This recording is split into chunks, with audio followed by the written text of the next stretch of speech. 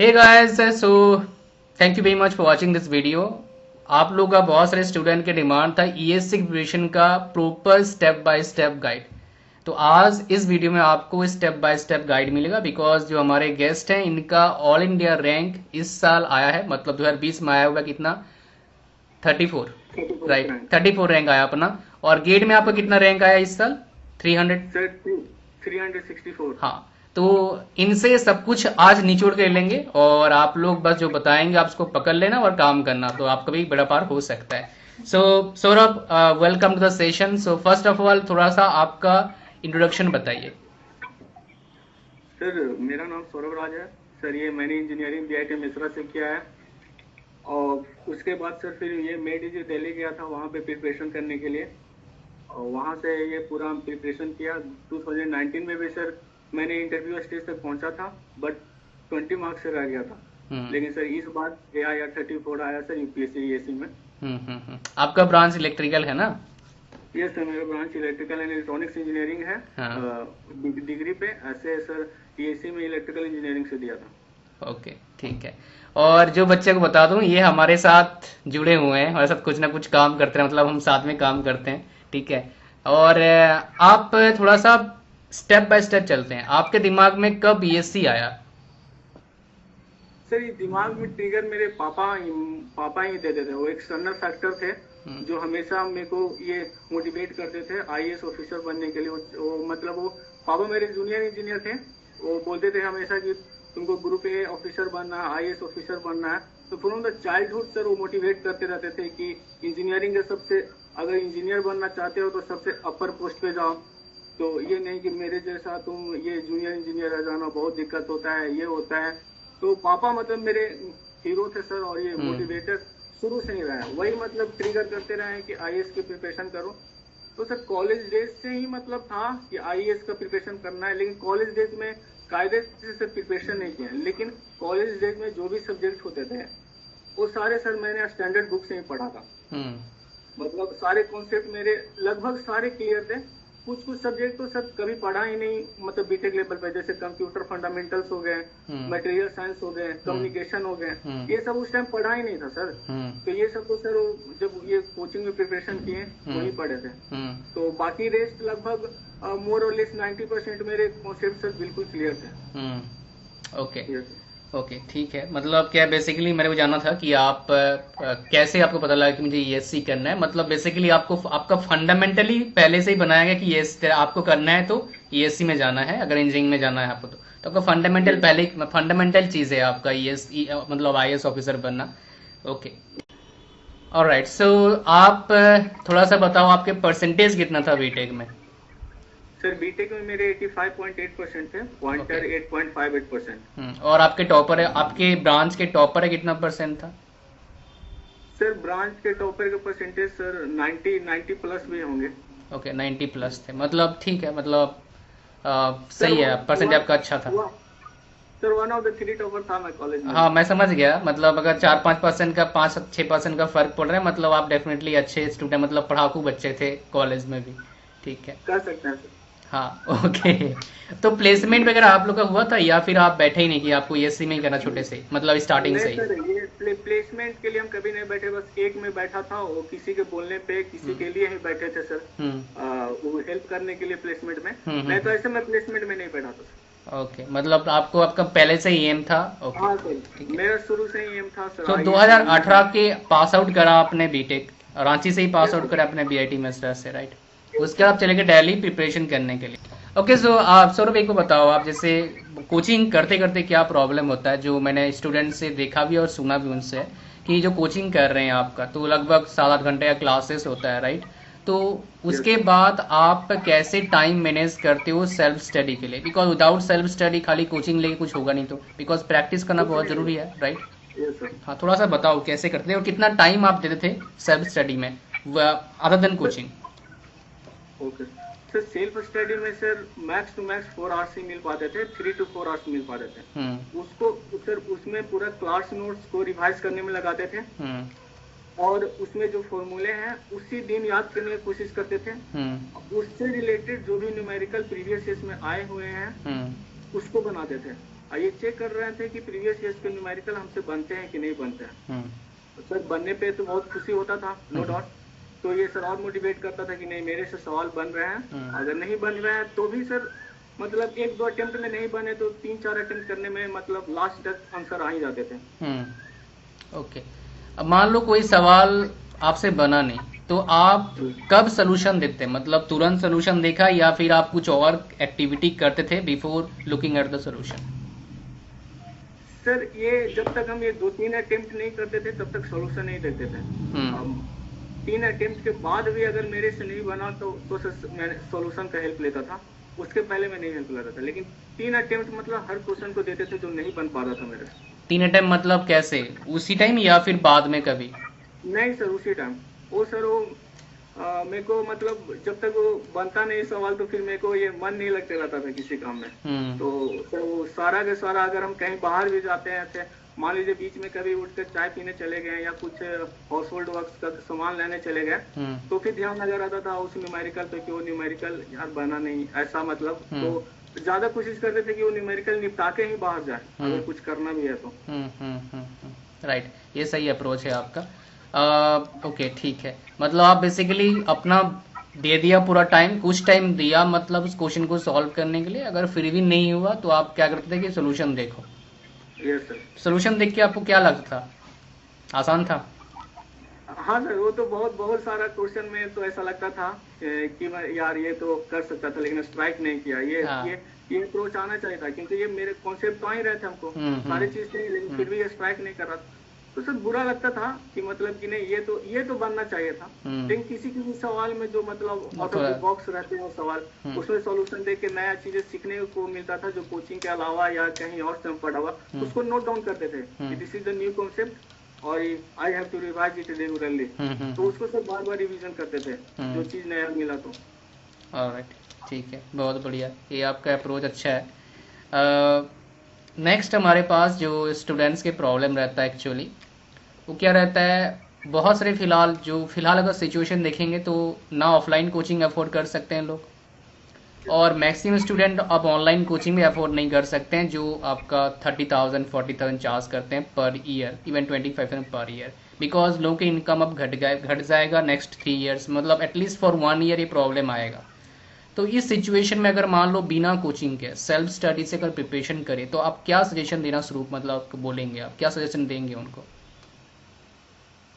तो self study sir standard book से ही करना पड़ेगा और ये सारे सब्जेक्ट को इक्वल टाइम देना पड़ेगा। ये नहीं कि हम एक इलेक्ट्रिकल मशीन पढ़ ही रहे हैं तो 2 महीना से इलेक्ट्रिकल मशीन ही पढ़ रहे हैं, इस बुक से सवाल बना रहे हैं, इस बुक से सवाल बना रहे हैं तो आप सिर्फ इलेक्ट्रिकल मशीन का मास्टर हो जाएगा, आपसे फिर कंपटीशन नहीं निकलेगा। अब इक्वल टाइम देना पड़ेगा सारे के सारे सब्जेक्ट के लिए। क्योंकि सर खास करके एसी का ये बताना चाह रहे हैं स्टूडेंट को जो मतलब हम भी प्रिपेयर कर रहे थे तो मेरे को इतना आइडिया नहीं था लेकिन सर पिछला बार आपको 2020 का बात बता रहे हैं, communication not an important topic for electrical engineer. Power system is the most important और एसी प्रीलिम्स का बात कर रहे हैं सर। ये पावर सिस्टम से उतना सवाल नहीं थे जितने कम्युनिकेशन से थे, यही सर यूपीएससी करता है।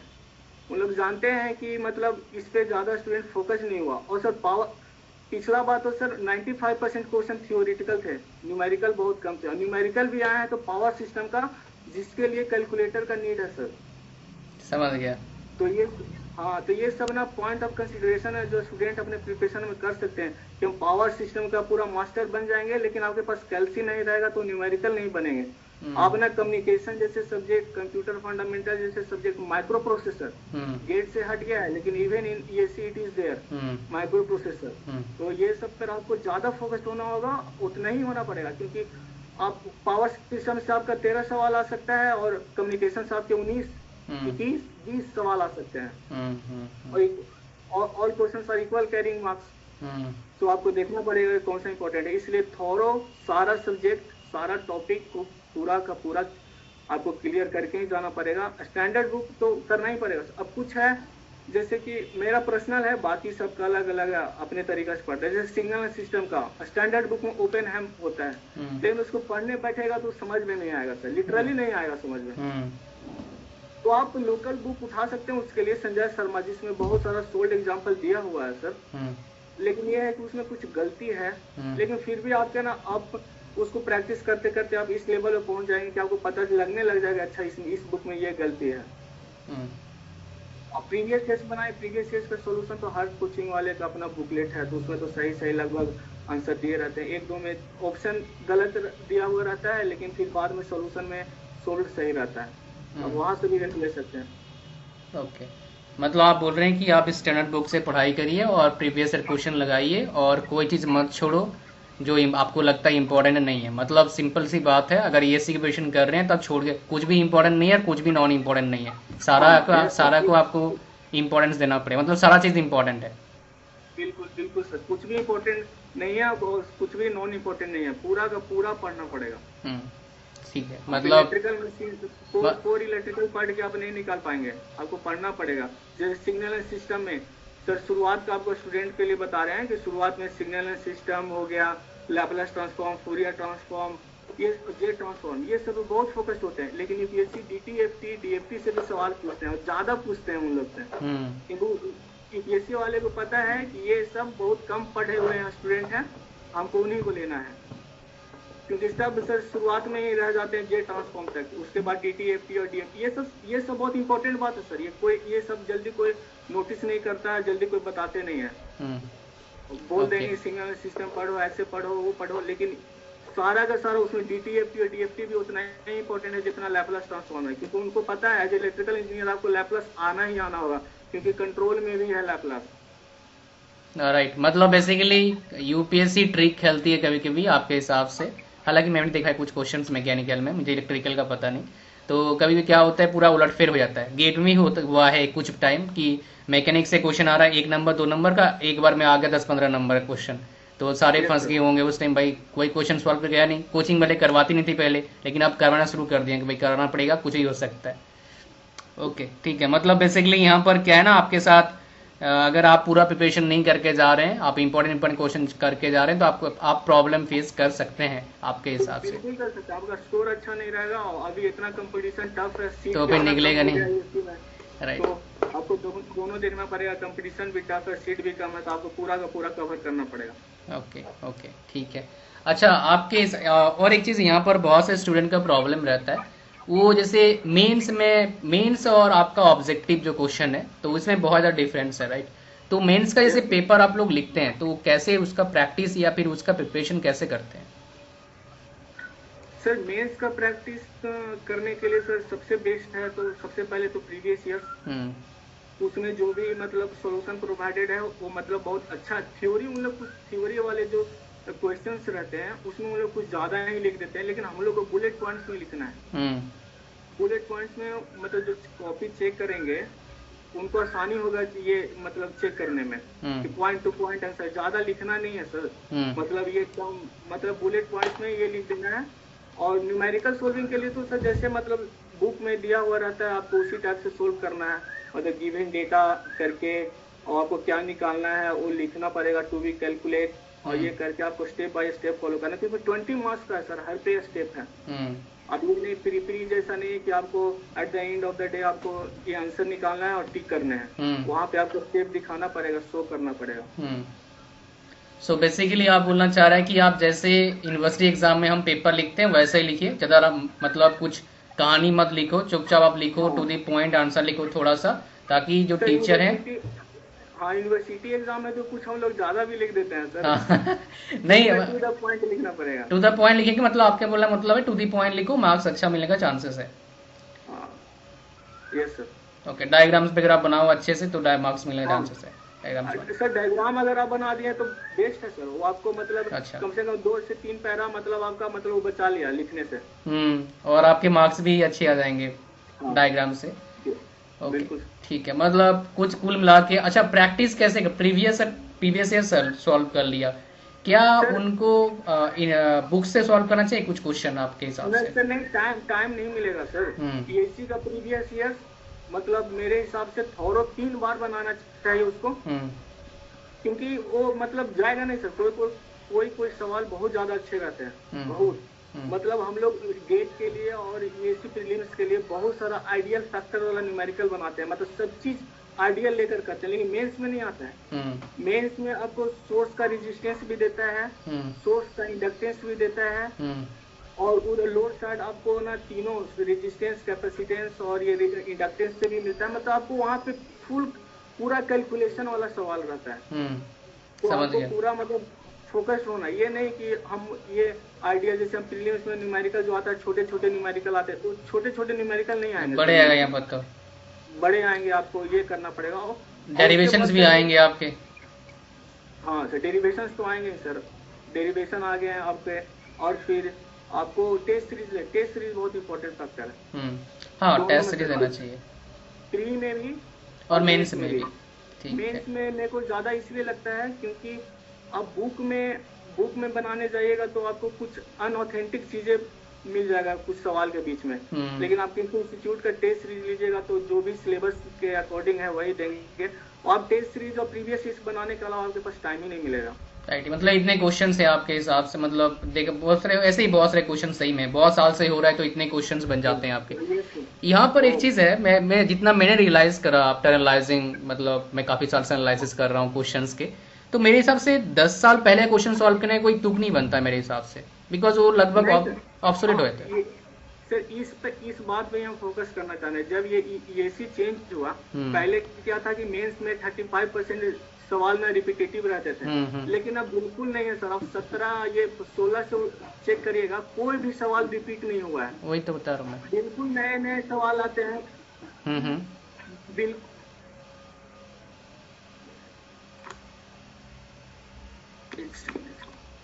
हाँ, कोई बात नहीं, बताइए क्या बता रहे थे आप? सवाल पे, हम क्वेश्चन पे थे। यस सर, ये लास्ट 10 इयर्स के ज्यादा पुराना करने का जरूरत ही नहीं है, क्योंकि ये जब पैटर्न चेंज हुआ है ना, तो अब पहले था कि मेंस में 30 to 35% सवाल रिपीटेटिव रहते थे। राइट, लेकिन सर अब रिपीट नहीं होते हैं सवाल। अब बिल्कुल नए नए सवाल आ रहे हैं, अच्छे सवाल आ रहे हैं, बिकॉज कंपटीशन का लेवल इंक्रीज हुआ है, बच्चे टैलेंटेड होते जा रहे हैं। और इसी बात सर सब बोल रहा था कि मेंस में मतलब कि बहुत इजी सवाल आया है, लेकिन आप अगर कट ऑफ का देखें तो मोर एंड लेस +-30 का ही हुआ है, क्योंकि वो इजी बाहर से लगता है, लेकिन पेपर राइट सही बता रहे हैं आप एग्जाम में बैठिए तो पता चलता है, घर पे तो सब मास्टर है सर। घर पे सब सही लगता है। राइट, घर पे आने के बाद वो ऐसे था हो जाएगा, ये तो सही बता रहे हैं आप। तो आपके हिसाब से घर पे और एग्जाम पे डिफरेंस को, गैप को कम कैसे कर सकते हैं? जैसे मान लो कोई भी क्वेश्चन हम देखते हैं, सोल्यूशन देखा तो आसान हो गया, और बिना सोल्यूशन देख रहे हैं तो कैसे होगा, तो हम ऐसे करते हैं। तो आपके हिसाब से क्या कर सकते हैं? मेरे हिसाब से मुझे पता है, लेकिन आप बताइए कि आपके हिसाब से क्या है। सर मेरे हिसाब से मोस्ट इम्पोर्टेंट है टेस्ट सीरीज। राइट, ठीक है, मतलब टेस्ट सीरीज से ही मतलब टेस्ट का रियल जो भी होता है उसको आप फील कर सकते हैं। आपका क्या वीक पार्ट है, आपका क्या स्ट्रॉन्ग पार्ट है, ये टेस्ट सीरीज से ही आपको पता है। मतलब हम टेस्ट सीरीज के लिए इतना मतलब हम बोलना चाहते हैं कि प्रिपरेशन का सर 90% इम्पोर्टेंट काम है सर टेस्ट सीरीज। समझ गया, मतलब तो मेरा से ही पता चलेगा आपका वीक पार्ट क्या है, स्ट्रॉन्ग पार्ट क्या है। राइट। एक्चुअली मैंने जो रियलाइज करा है, अगर आपको एक गैप को कम करना है तो आप प्रैक्टिस करिए डिफरेंट वैरायटी ऑफ क्वेश्चंस, है ना, मेरे हिसाब से जो मैंने देखा है, बिकॉज मुझे ही प्रॉब्लम आता है। न्यूमेरिकल सोल्विंग तो है सर, वो तो बहुत ज्यादा करना पड़ेगा, है ना। राइट, सही बता रहे हैं, मतलब आपको प्रैक्टिस करेंगे तो गैप जो है मेरे हिसाब से कम हो जाएगा। पूरा कंप्लीटली कम तो नहीं होता है, बट एक मतलब बहुत हद तक कम कर सकते हैं उस गैप को आप। ओके, सो अब जैसे ईएससी तो हमने डिस्कस करा, अब गेट का थोड़ा सा बताओ आप। गेट का अगर मान लो वही क्वेश्चन है, सेल्फ स्टडी के लिए क्या करें? वही स्टेप्स है सेल्फ स्टडी गेट के लिए? ये सर बिल्कुल सेम स्टेप है। अगर सेल्फ स्टडी करना है तो आपको स्टैंडर्ड बुक लेना पड़ेगा, प्रीवियस सॉल्व करो, टेस्ट सीरीज दो, रिवीजन करो, शॉर्ट नोट्स बनाओ, और वैरायटीज ऑफ क्वेश्चन सॉल्व करते रहो, यही है ना। शॉर्ट नोट्स सर किसी का, जैसे मेरा क्या दिक्कत था, शॉर्ट नोट्स कुछ सब्जेक्ट का बनाए थे, लेकिन सर शॉर्ट नोट्स में क्या होता है कभी कभी कि कोई चीजें शॉर्ट नोट से अगर मेरे को नहीं स्ट्राइक किया तो फिर मेरे को फिर से कंप्लीट नोट्स पे ही जाना पड़ता था। तो हम शॉर्ट नोट्स अवॉइड ही करते थे, कंप्लीट नोट्स ही बार रिवाइज करते थे। कंप्लीट नोट्स आप रिवाइज करते करते ये पता कर सकते हैं कि आपको क्या पढ़ना है क्या नहीं पढ़ना है। right. From the first page तो नहीं पढ़ना पड़ेगा। सही बता रहे हैं आप, बिल्कुल आप सही बता रहे हैं। तो short notes at the end काम आएगा जब आप एग्जाम, मेरे हिसाब से आप कैसे करते हो? जैसे मैं रिकमेंड करता हूँ बहुत सारे स्टूडेंट को, और करा भी ये लोगों ने, मैं भी करता था पहले जब मैं पढ़ाई करता था। तो जैसे आप क्वेश्चन सॉल्व कर रहे हैं, क्वेश्चन करते करते आप देखो कहाँ अटक रहे हो, जहाँ अटक रहे हो उस तो आप शॉर्ट नोट पे डाल दो कि ये मेरा वीक पॉइंट है, इसको मुझे बहुत ज़्यादा फोकस करना है। बिल्कुल। तो शॉर्ट नोट्स ये सिर्फ हम टेस्ट सीरीज के लिए बनाते थे। टेस्ट सीरीज से जो सवाल नहीं बने, जो कॉन्सेप्ट नहीं बने, उसको अपने शॉर्ट नोट्स में डाल देते। अननेसेसरी कॉन्सेप्ट जो मेरे कॉपी में है,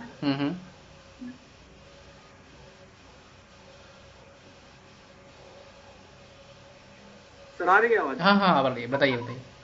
सर ये शॉर्ट नोट्स ये मतलब अननेसेसरी नहीं, जो मेरे कंप्लीट नोट्स में है वही हम शॉर्ट नोट्स में डाल रहे हैं। कोई फायदा नहीं, वो नहीं सर, कोई फायदा नहीं है सर। वो टेस्ट सीरीज से ही मतलब टेस्ट सीरीज में बहुत सारे सवाल आपको हट के मिलेंगे, वो आपको बनाना पड़ेगा। तो आपको सारा चीज कोचिंग नहीं दे देता है, आपको टेस्ट सीरीज से ही मिलेगा। बहुत सारा चीज आपको टेस्ट सीरीज से मिलेगा। तो आपको शॉर्ट नोट्स में डाल सकते हैं और उसको बार बार रिवाइज कर सकते हैं। ओके, सो क्या बड़े बड़े मिस्टेक्स स्टूडेंट करते हैं during preparation for government jobs like ESC, one of the toughest committee examination, you can say this for engineering students at least. GATE के बाद गेट का इक्विवेलेंट ही लगा, गेट से भी बोल सकते हैं, मतलब गेट का अलग थोड़ा सा है, इसका अलग है, ये भी टफ है, राइट। इसका मतलब दोनों कंपैरिजन करना ठीक नहीं रहेगा, बिकॉज दोनों का पैटर्न अलग है ना। तो अलग पैटर्न अलग है, एग्जाम है, राइट। ये तो हम लोग ये चलता रहेगा।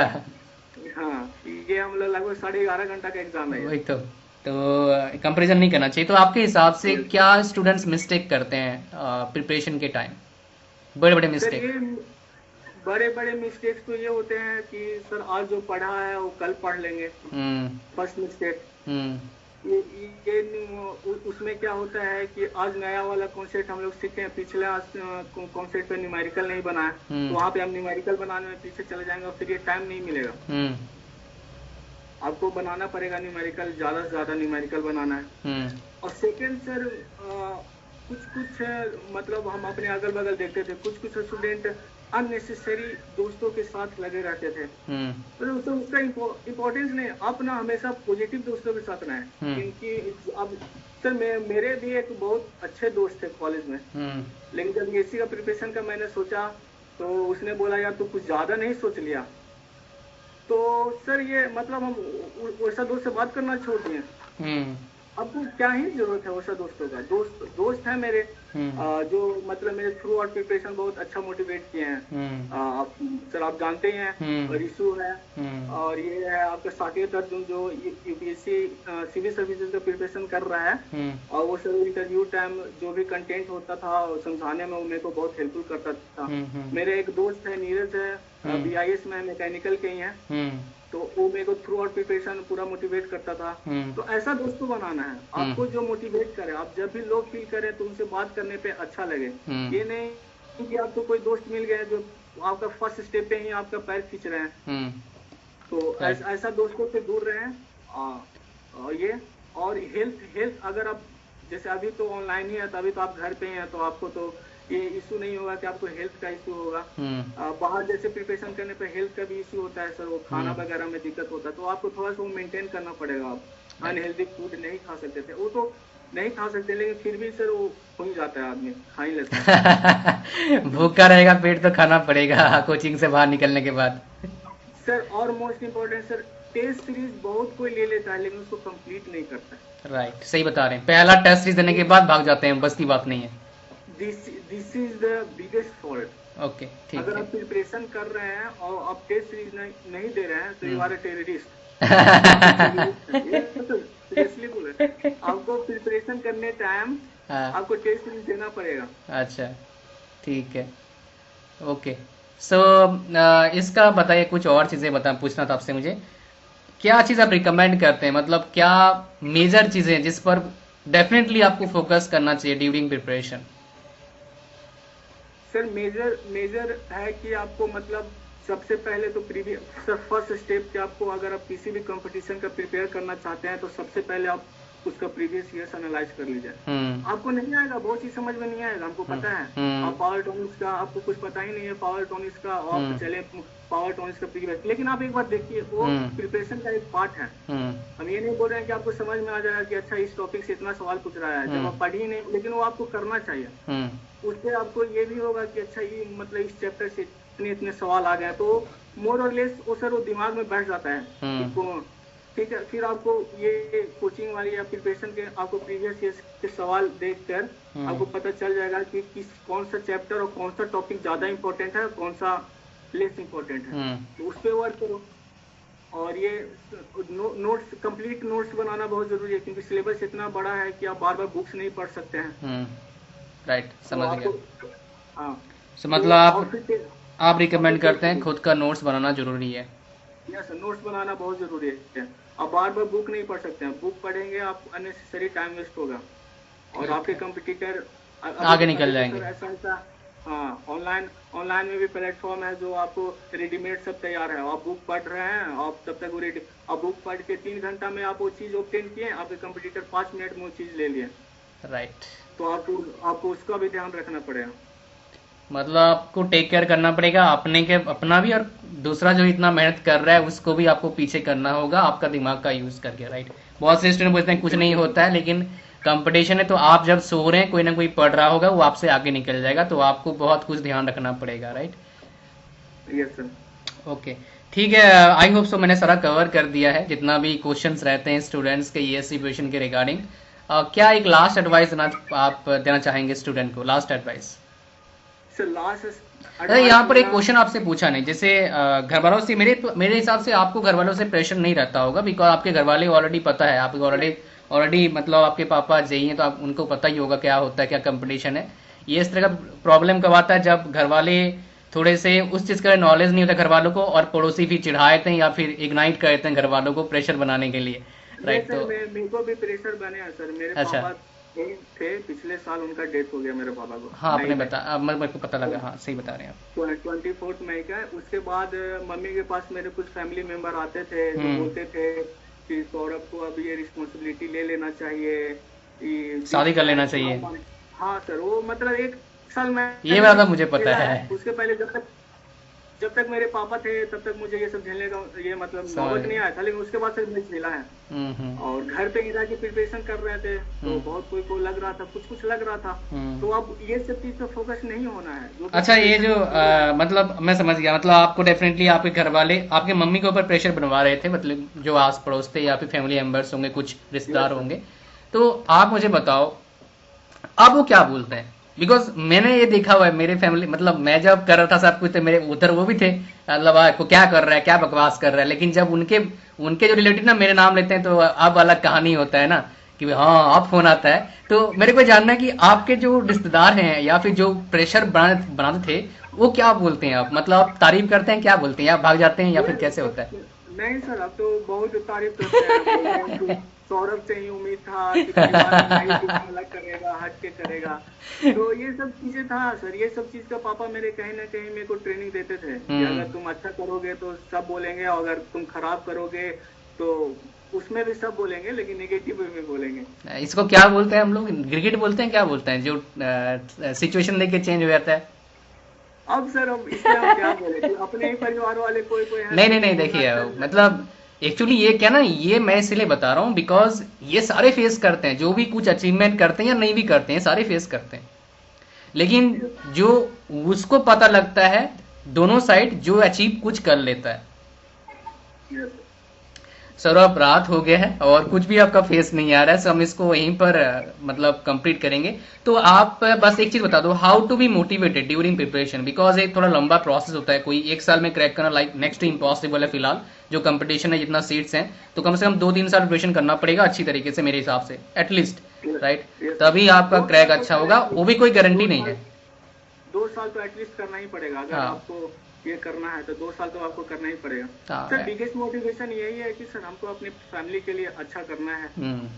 मेरा बिगेस्ट मोटिवेशन ये है कि मतलब मेरे पापा जो मेरे से उम्मीद किए हैं तो उसको फुलफिल करना है, और पापा आज तक मेरा कोई भी कमी मतलब नहीं होने दिए, सारा फुलफिल किए। तो एक चीज तो बनता ही है जो हम अपने पापा के लिए, अपने परिवार के लिए, अपनी माँ के लिए तो कर सकते हैं।